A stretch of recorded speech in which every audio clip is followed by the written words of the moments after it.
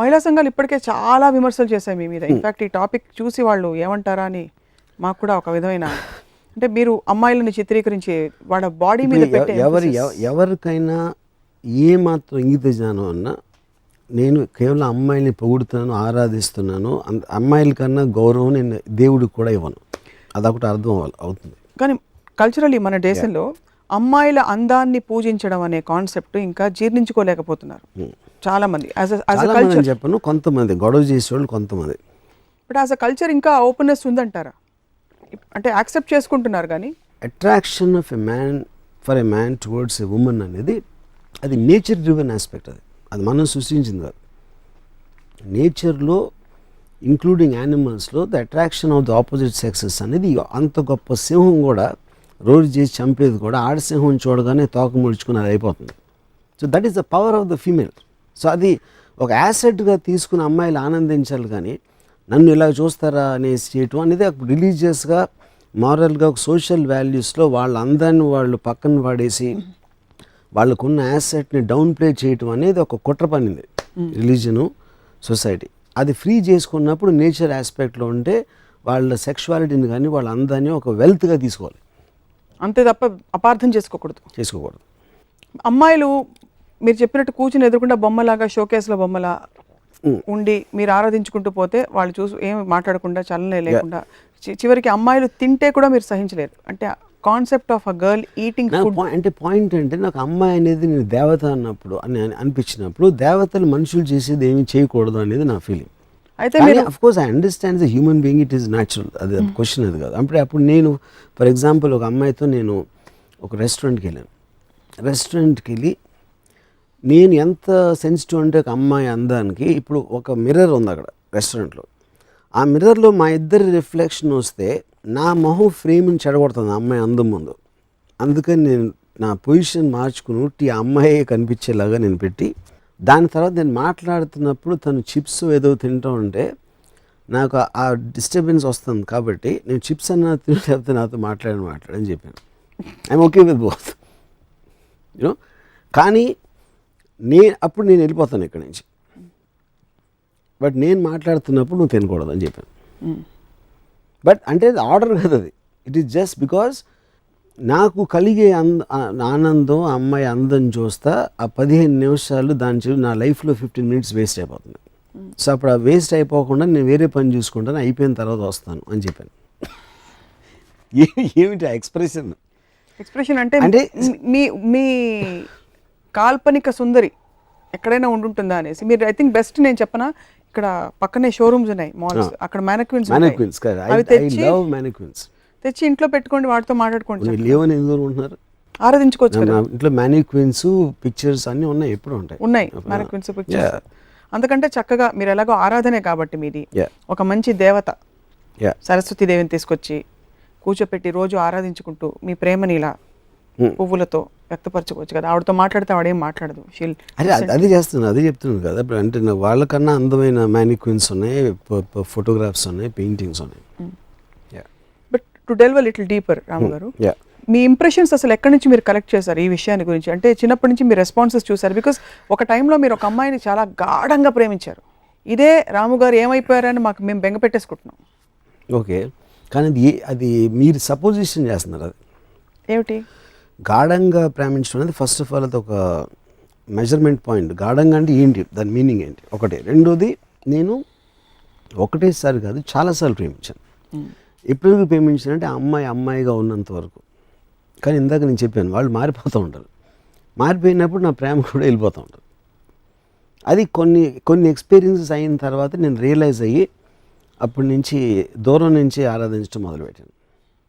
So అయితే మీరు involve కారైతే you don't get involve just for the reason that it will cause you pain.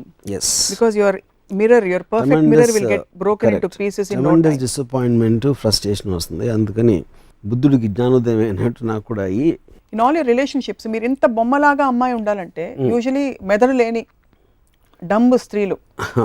కానీ అలాంటి మిమ్మల్ని ఎరిగిన మా అందరికీ కూడా వాట్ వీ ఫీల్ ఇస్ మీకు కొంచెం కొద్దో గొప్ప తెలివితేటలు ఉండే వాళ్ళంటే కొంచెం ఒక విధమైన గౌరవం అది స్త్రీలలో ఉన్నా కూడా అని. That's what we feel. 2 points ఉన్నాయి ఇక్కడ. ఒకటి, డంబ్ అనేది అర్థం లేనిది, స్టూపిడ్ మాట్లాడటం అనేది డంబ్.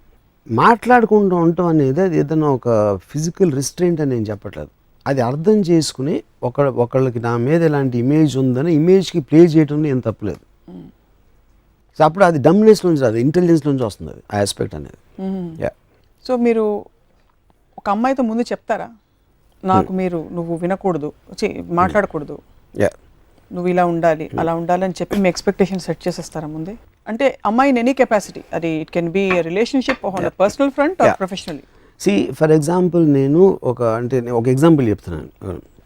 ఒక అమ్మాయితో నేను I'd rather have sex with you then have a conversation with you అన్నాను. తను చాలా ఒఫెండ్ అయింది. కానీ ఆ పాయింట్ ఏంటంటే అప్పుడు నేను చెప్పానంటే వెదర్ ఇప్పుడు నువ్వంటే ఏంటి, నువ్వు నీ బాడీ కాదు, లేకపోతే నీకు బ్రెయిన్లో ఐడియాస్ ఉన్నాయి, థాట్స్ ఉన్నాయి, వాటి నుంచి నువ్వు పర్సెప్షన్ నువ్వు చూస్తున్నావు. సో నాకు నీలో ఏమి ఇష్టం అని చెప్పాను. నువ్వు అన్నా హజారే మూమెంట్ మీద నీ ఒపీనియను, లేకపోతే నీ రూమ్ ఇంటీరియర్లో ఏం కలర్ కర్టన్ వేస్తే బాగుంటుంది అనే నీ అభిప్రాయాలు, లేకపోతే మీ పక్కింట్లో కుక్క అరుస్తూ ఉంటే నీకు చిరాకు వస్తుందని నువ్వు కంప్లైంట్ చేసే విషయాలు, వీటన్నిటికన్నా చాలా గొప్పది నీ అందం. కానీ ఈ అందం కన్నా నీకు ఆ కుక్క గురించో లేకపోతే అన్నా హజారే ఏం చేస్తాను దాని గురించి మాట్లాడే దాంట్లో నేను ఎక్కువ ఇంపార్టెన్స్ ఇవ్వాలి అని నువ్వు అనుకుంటే అది కేవలం నిన్ను నువ్వు అవమానపరచుకోవడం. నీకున్న అసలు యాసెట్ని మర్చిపోయి అర్థం లేని సంబంధం లేని యాసెట్ల మీద మన టైం వేస్ట్ చేయటం అనేది అది నువ్వు కించపరచుకోవటం అని చెప్పాను. అప్పుడు తనకు అర్థమైందో లేదో నాకు తెలియదు, కానీ అప్పటి నుంచి మాట్లాడటం మానేసింది తను. మీ ఎక్స్ప్రెషన్ ఏంటి నాకు అర్థం కావట్లేదు స్వప్న. నేను చెప్పిన దాంట్లో కొంచెం అన్న పాయింట్ ఉందా లేదా? నిజం నిజం నిజం నిజం చెప్పండి. కొంచెం ఎంత ఎంత ఎంత ఎంత కొంచెం నిజం ఉంది. Thanks, my point is made. Yeah, but see as a culture like I said, మనం ఇప్పుడు వర్మ గారికి మాత్రమే ప్రపంచం ఉంటూ విడిగా ఉండదు.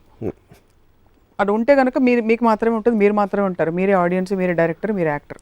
కానీ ఇప్పుడు మెయిన్ స్ట్రీమ్ సొసైటీలో ఇప్పుడు సిన్స్ రామోయిజం అనే కాన్సెప్ట్ కేవలం మీ భావజాలం మాత్రమే కాదు, ఏదో విధంగా మనుషులని కొంతైనా ప్రభావితం చేస్తుందని అనుకుంటున్నాం కనుక అమ్మాయిల పాత్ర నిర్మాణాత్మకంగా మారుతున్న ఈ రోజుల్లో మీరు కేవలం బ్యూటీ అంటే ఎలా? ఇందాక ఏమన్నాను, they two are separate things. Skill అమ్మాయి పాత్ర ఇందాక చెప్పాను, ఉసామా బిన్ లాదెన్ పట్టుకుంటానని. There are soldiers working. అంటే ప్రతి మగవాడు చేసే ప్రతిదీ చాలా చోట్ల అమ్మాయిలు బెటర్గా చేస్తున్నారు, which is a proven fact. But that is of course, but that is nothing to do with their sexuality. ఆ జెండర్కి సంబంధించిన ఇది విషయం కాదు, స్కిల్కి సంబంధించింది. బట్ మీరు ఏ రోజైతే స్కిల్కి 5 మార్కులు ఎక్కువ వేస్తారు. ఇప్పుడు నేను మ్యాక్సిమం రెస్పెక్ట్ ఇందాక చెప్పిన ఎయిన్ ర్యాండ్ నేను మామూలుగా చాలా నాన్ ఎమోషనల్ పర్సన్.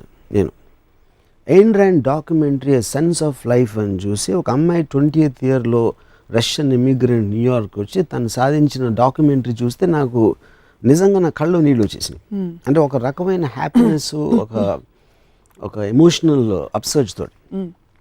ఒక విధంగా చూస్తే ఐ డౌట్ ఇప్పుడు ఎయిన్ ర్యాండ్ ఒక మగోడై ఉంటే నాకు అలా వచ్చేదని. కానీ డిఫరెన్స్ ఏంటంటే అప్పుడు 1930 40 ఆ టైంలో అబ్సల్యూట్లీ ఫీమేల్ సెక్స్ అనేది అసలు ఏ విధంగా అంటే లిబరలిజం కానీ విమెన్ అప్లిఫ్ట్మెంట్ అనే రాని రోజుల్లో ఒక అమ్మాయి అంత స్టేజ్కి వెళ్ళిందంటే అది ఎక్స్ట్రాడినరీ. అంటే ఒక అండర్ డాగ్ ఎలిమెంట్ రైజ్ అయినట్టు. సో ఆ ఎలిమెంట్ ఒకటి యాడ్ అవుతుంది, ఎందుకంటే వీకర్ సెక్స్ అనేది ఒక సోషలాజికల్గా జెండర్ మీద ఇది ఉంది కాబట్టి వీకర్ అనేది ఆబ్వియస్లీ మీకు అండర్ డాగ్లోకి వెళ్ళిపోతుంది. అవును. సో అది ఒక పర్టికులర్ పీరియడ్ ఆస్పెక్ట్, దాని హిస్టారికల్ ఆస్పెక్ట్ అది. కానీ ప్రెజెంట్ డేలో ఒక 20 ఏళ్ళ అమ్మాయో లేకపోతే వాట్ ఎవర్ ఏజ్ గ్రూప్ నేను చెప్పేది, దాంట్లో నేను obviously the men and women are almost equal world over most of the countries. You know ఆ స్పేస్లో స్కిల్లు, ఎడ్యుకేషను, ఇండిపెండెన్స్ అన్నీ ఉన్నాయి కాబట్టి అది it becomes just brain aspect. కానీ అమ్మాయి అనే సెక్షువల్ జెండర్ ఆస్పెక్ట్ అనేది ఒక పర్టికులర్ ఒక ప్రత్యేకమైనది. దాని గురించి మాట్లాడుతున్నాం. సో మీ ఫోకస్ మీరు జూమ్ ఇన్ ఈ విషయంలో మాత్రం మీరు జూమ్ ఇన్ అక్కడ మాత్రం ఉంటారు, no zoom out only. So అమ్మాయి అంటే ఇంట్లో మీకు అత్తలు, పిన్నులు, అక్క అందరూ అమ్మాయిలే, చెల్లెలు ఓవర్. వాళ్ళందరితో మీరు ఎలా రిలేట్ అవుతారు? What is your equation with them? Do you look at them as women or you don't have అసలు ఆ థాటే రాదు? థాట్ రాదు నాకు. నేను అసలు వెళ్ళను. నేను అసలు నాకు ఫ్యామిలీస్ దగ్గరికి వెళ్ళను నేను అసలు. Even if it's your own daughter? You have a daughter. See my daughter calls me Ramu. నేనే చెప్పాను. దానికి రీజన్ ఏంటంటే నేను చెప్పాను, I don't like daughter sons ఇలాంటి రిలేషన్షిప్స్ ఫ్యామిలీ ఆస్పెక్ట్ అనేది. టూ పొలిమెంట్స్ ఏం చెప్పానంటే, నాకు ఒకటి నువ్వు నాన్న అని పిలిస్తే నా ఏజ్ గుర్తొస్తుంది, నాకు అది ఇష్టం ఉండదు. రెండోది, నువ్వు నాన్న అని పిలవన్నప్పుడు నిన్ను కూడా ఒక అమ్మాయిలాగా చూస్తాను. I look at every one like a women, you know. Yeah, so అప్పుడు తను నన్ను ఒక స్పీసీస్ లాగా చూస్తుంది నా డాటర్. అంటే జూలో వెళ్ళినప్పుడు ఒక రకరకాల జంతువులు ఉన్నట్టు నన్ను కూడా ఒక జాతిలాగా చూస్తుంది. I like that, I'm okay with that. నాన్నలా చూడటం కన్నా జాతిలా చూస్తే చాలా బెటర్.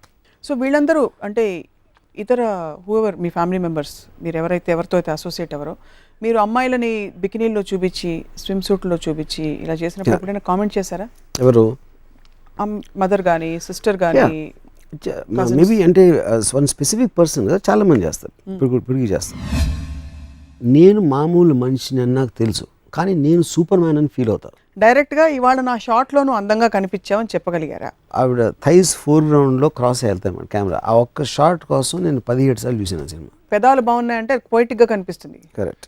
తొడలు బాగున్నాయంటే నా వరల్డ్లో అమ్మాయిలు ఇలా ఉండాలి. ఫస్ట్ ఆఫ్ ఆల్ నేను మీకు ఇప్పుడు అమ్మాయిగా కనిపిస్తున్నాను, అబ్బాయిగా కనిపిస్తున్నాను, అసలు ఎలా కనిపించట్లేదు.